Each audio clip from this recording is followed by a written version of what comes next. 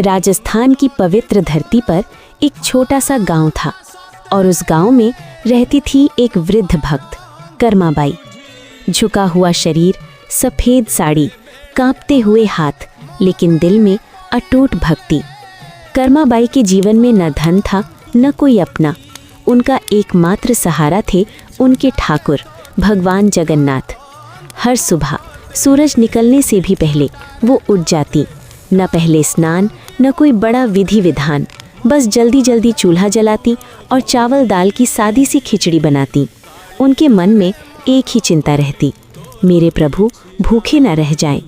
खिचड़ी बनाकर वे थाली में परोसती, भगवान की छोटी सी मूर्ति के सामने रखती और प्रेम से कहती, आइए ठाकुर जी, पहले आप भोजन कीजिए, फिर मैं खाऊंगी। कहते हैं रोज़ वो थाली खाली मिलती थी। भगवान बच्चे के रूप में आते और बहुत प्रेम से खिचड़ी खाते। एक दिन गांव में एक साधु आए।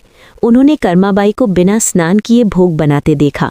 साधु बोले, माँ, पहले स्नान करो, शुद्ध होकर साफ वस्त्र पहनकर भोग बनाओ, यही सही विधि है। भोली कर्माबाई ने हाथ जोड़ लिए। उन्हें लगा शायद मैं अब तक गलती कर रही थी। अगले दिन वो पहले कुएं पर गई, स्नान किया, घर की सफाई की। इन सब में देर हो गई।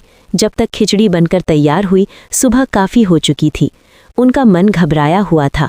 हे प्रभु, आज आपको इंतज़ार तो नहीं करना पड़ा। भगवान ने जल्दी जल्दी खिचड़ी खाई। उसी सुबह जगन्नाथपुरी के मंदिर में जब पट खुले, पुजारियों ने एक अद्भुत दृश्य देखा। भगवान जगन्नाथ के मुख पर खिचड़ी के दाने लगे थे। मंदिर में अभी भोग लगा ही नहीं था। सभी आश्चर्य में पड़ गए। रात में भगवान ने मुख्य पुजारी को स्वप्न में दर्शन दिए और कहा, मैं रोज़ अपनी भक्त कर्माबाई के घर खिचड़ी खाने जाता हूँ। पहले वो प्रेम में जल्दी बना देती थी, इसलिए मुझे प्रतीक्षा नहीं करनी पड़ती थी।